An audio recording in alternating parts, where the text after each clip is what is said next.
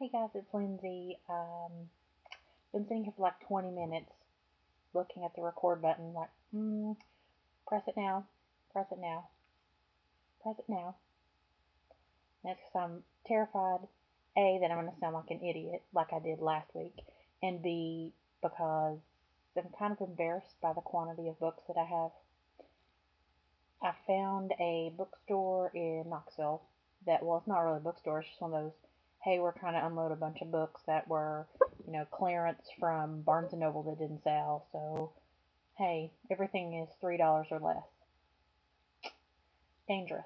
So, it's sad when your purchase requires a cardboard box to get out of the store. I'll show you what's in it. But first, different location because I realized my webcam wasn't terrible. It's just the lighting that I had last week really was what was making it grainy. I mean, it still is, but it's grainy. And plus, oh, favorite book, favorite movie. Just letting you know. Anyways, first thing I got, I'll just say, found it at Ollie's. Crash Into Me by Albert Boris. I thought it was really neat because it's a signed copy. I've never heard of him before, but it sounded really interesting about these teens that find each other online and have a suicide pact. For it was like $2 or $3, whatever. And then I got some from Amazon. This one I had been wanting for quite a while, but didn't want to pay the full price, so I think it was $6.80 on Amazon. Probably because they're getting ready to come out with paperback, but you can't really see it. The Unbecoming of Mara Dyer, which everybody on YouTube has either read or is going to read.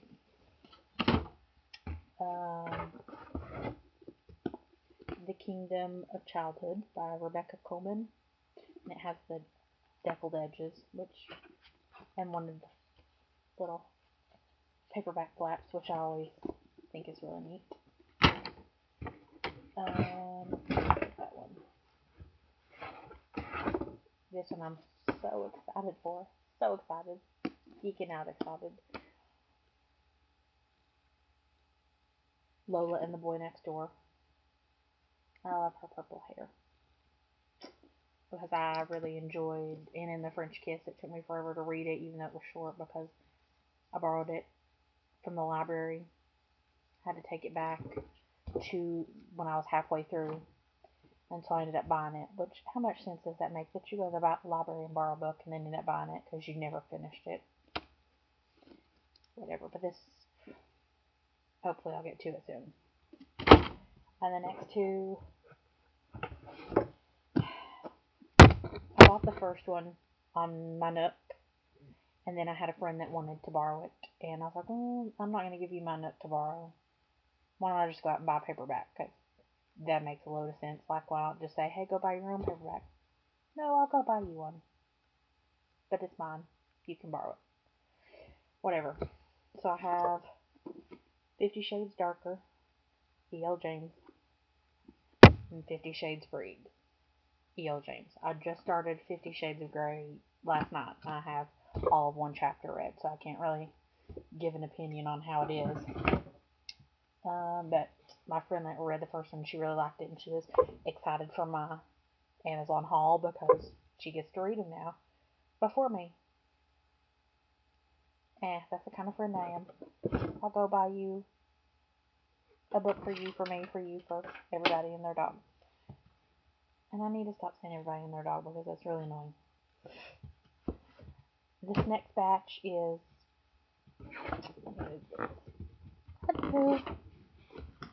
This next batch,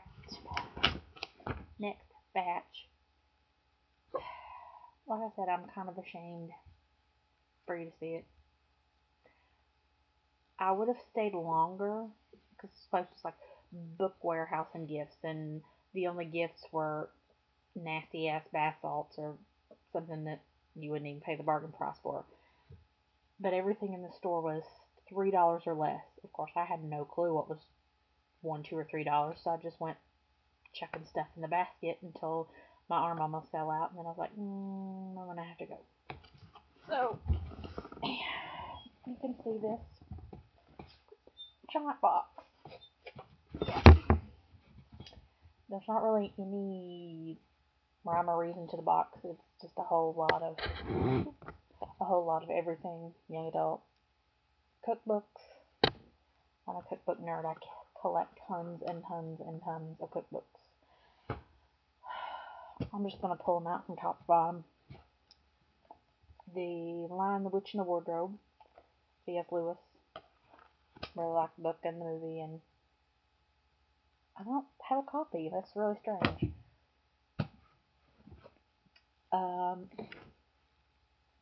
Don't judge. Please don't judge me. I read everything. Beach Blondes, a summer novel by Catherine Applegate. I thought that I had this little tan lines one, but I think I'm thinking of something else. By Jennifer Eccles, maybe? Okay. A concise Chinese-English dictionary for lovers. And these weren't the prices that I paid. They just had stickers on books that's not what price they were. How does that make sense? It was bargain. I got that whole box for like $60, so I'm not complaining. I really love any books that deal with like China, Japan. I don't read a whole lot of them, but I haven't met one that I don't like. This one's not for me. This was a joke because it was $1. Wet Cats. Yeah. It's for my crazy cat lady friend at work. We enjoy the LOL cats and giggle at the daily calendar that she has on her desk. So I could say something gross, but I'm not going to. We'll just let you decide. I have been wanting this one too, but I never could find it for a cheap price. So I'm really going to have to speed this up because I'm already at almost 8 minutes and nobody's going to want to listen to this. Postmistress, Sarah Blake. How to Buy a Love of Reading, Tanya Egan Gibson. This one sounds really cute. It's about a girl that doesn't like to read. Like she has a professor and she's like, I haven't met a book that I've ever liked. I'm thinking, what? And so she apparently falls in love with a boy that really loves to read, and she starts to love to read, and I just love the cover. All the bookshelves, and her nose buried in the book. Okay, come on, you gotta speed it up. The Electric Michelangelo, which is apparently like kind of a circusy book along the lines of, I guess, The Night Circus and Water for Elephants, which I really love Water for Elephants. And I have The Night Circus, but have not read. Started it, but we'll finish it sometime. I do occasionally, very occasionally. This was my only, my only diet of reading was romance novels. No more. But it's not to say I don't read them, they're not my preference, but Tall, Dark, and Kilted, Allie McKay. I want a man in a kilt. If you find somebody, let me know. I've already read this, but I think it was $1. I don't have my own copy of it, but Stardust by Neil Gaiman. I don't mind the movie cover for the price I paid for it. Spoon-Fed, How 8 Cooks Saved My Life by Kim Severson. And I like any foodie books.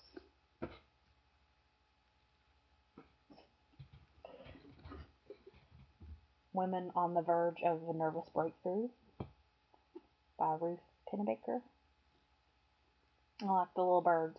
Can you see this one has, oops, has a little pink wig on?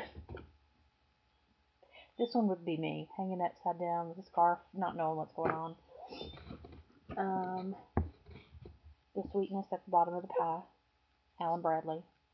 A nice hardback. The only thing is it's where they've had, I guess, a sticker on it. They ripped part of the cover off, but let me find the other one here. I've never read the Vampire Diaries. I've never seen the show.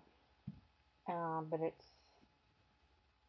and of course I end up picking the one that's midway through or at the end. Now I have to find the others. Night World by L.J. Smith. It has Huntress, Black Dawn, and Witchlight. I don't know if I'll read these.